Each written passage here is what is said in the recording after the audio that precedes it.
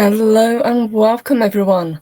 I thought I would give my reaction and a little bit of a breakdown for the episodes for Masters of the Universe and Revelation. Decided to leave it a little bit, rewatch the episode, see if the way I thought about it yesterday has changed. So here's my thoughts on it. Going into this, I kind of knew what we were going to get, and to be honest, I wasn't as disappointed as a lot of people, because I'd seen, the writing on the wall. As more and more information came out about this show, we kind of figured that this was going to be a bit of a bait and switch, and we were proved right, unfortunately. But having said that, there were things that I did actually quite like in this episode. At least there were a couple of things. First thing was this opening monologue I absolutely loved. I thought it was really well done. Loved the art style that they used. Very reminiscent of the box art for the toys from the 80s and for the retro line. So this I thought was really well done. Really loved that part. And the other part that I liked was some of the casting. I thought was pretty spot on. Lena Headey, especially, I thought she was fantastic as Evelyn. Other ones, not so much. A lot of people were very excited about Mark Hamill. I've got to admit, even from the trailer, I didn't like his skeletal voice. I thought he sounded just too similar to the Joker, and he does, at least to me, in this show. So, sorry, Mark. Love you usually, but not this time. We've kind of gone through this, and we've gone through it a couple of times. We watched it as a group. I watched it again earlier today to see if there was anything that I've missed. And pretty much I still feel the same. I think it was a waste of potential. There were things that I really didn't like. Especially, the characterization. I think the weakest parts. King Randall, for example, he's shown to be quite incompetent. He's very dismissive of Adam, which I didn't like. Poor Adam gets put down a lot. And not just by him, but by Tila as well. And Tila, a lot of people will say this, she is the biggest problem with this show.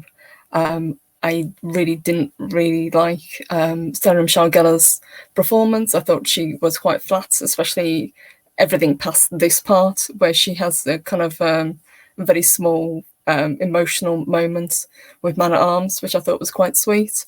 But everything after that, and especially at the end of the episode, her personality changes completely, and you're left wondering, why are we supposed to be rooting for this character? Kevin Smith has taken what was a very capable, basically a shield maiden, and turned her into an SJW, which was a big disappointment, because Tila was one of the characters that I loved from the original show.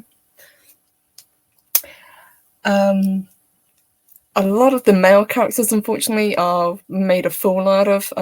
Skeletor, for example, his first appearance, when he first turns up, he quite quickly gets taken out by the sorceress.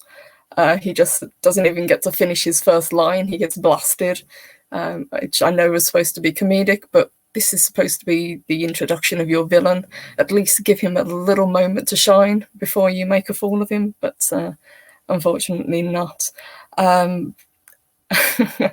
We've had spoilers about what's happened to Orko, so obviously everybody knows. But I found this character quite endearing. I liked him. He wasn't as punny as he was in the 80s cartoon. Still not really sold on the design of him, but he wasn't nearly as irritating as I thought he was going to be. So I think what comes later on is going to be even more annoying for a lot of people who watch the show. Wasn't quite sold on the design of Adam. This is very reminiscent of the 2002 show, where they made him a lot younger when he's Adam rather than He-Man. And the He-Man character that we get in this show, I actually really like too.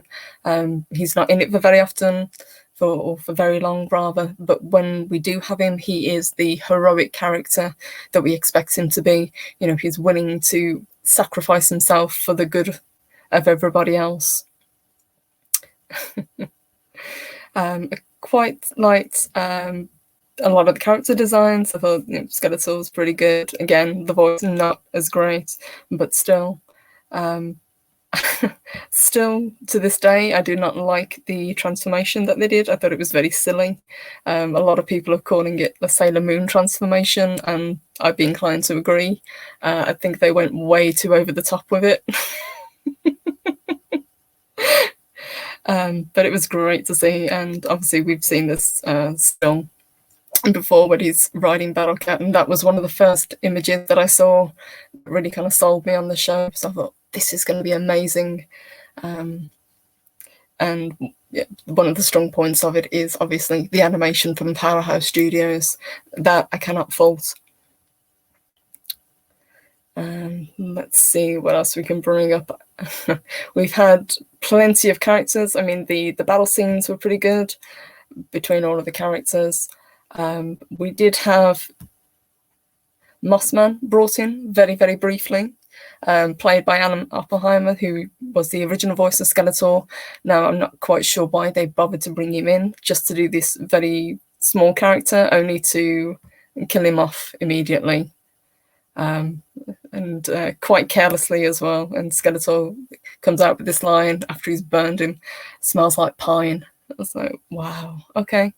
Way to show an homage to the original voice cast, I guess. I know that this is supposed to be one of the more adult versions that he's bringing out, and there is a more kid-friendly show coming. But I was surprised to see how much gore, especially this episode, not so much, but the second episode, there's a lot more killing in it.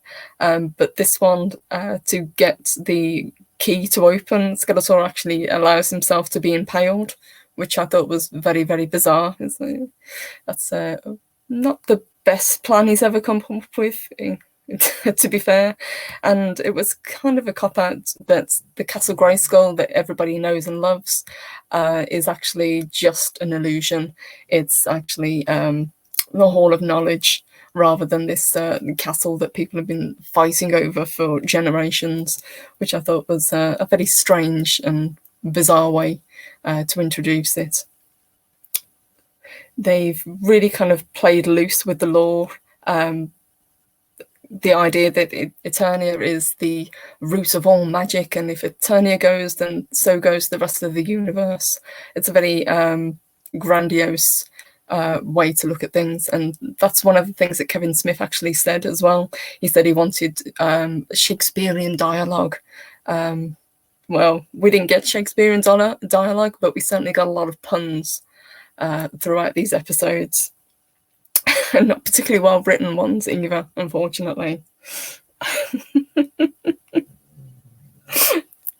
But I think when it really falls down, obviously He-Man sacrifices himself and takes Skeletor out with him, and it's the reaction of Tila once she finds out that everybody else other than her that she thought she knew, she trusted, knew that Adam was actually He-Man.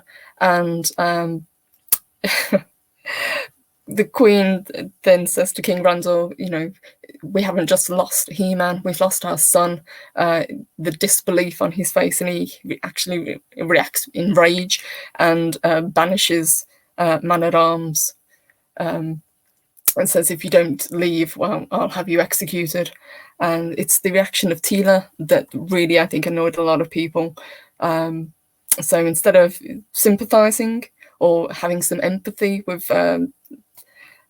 two parents that have lost their son, she explodes with rage and pretty much makes it all about herself. She throws an absolute fit and then leaves, quits completely, says she wants nothing more to do with this, wants nothing more to do with magic or defending the castle. Whereas in the beginning of the episode, she's thanking the Queen for, you know, giving her this honor, for making her feel like part of the family. So to have this pretty much 180 character flip in such a short space of time was bizarre, and it really doesn't endear the character to anybody. to see her storm off and basically leave the people that she considered family. And that's pretty much where the episode ends. Tila leaves. Eternia is celebrating because they think that Skeletor is gone, but still mourning the loss of He-Man. And that's pretty much where it ends. A lot was packed into this first episode. There's only 5 episodes released so far. I'll be reviewing each of them in turn. But this one, other than a very strong start, as I say, I really did love the opening, and the character designs and some of the voice acting was very strong. I can see absolutely why hardcore fans would be so disappointed with what we got. We wouldn't have been that disappointed had Kevin Smith told us from the start that, okay, this isn't going to be He-Man centric, this is going to be Tila's story. But he sold this idea that this was, we're paying homage, we're respecting the fans of the 80s, and that's where the anger has come from, rather than the show that we got. And I think that Sarah Michelle Gellar's performance in this fell kind of flat.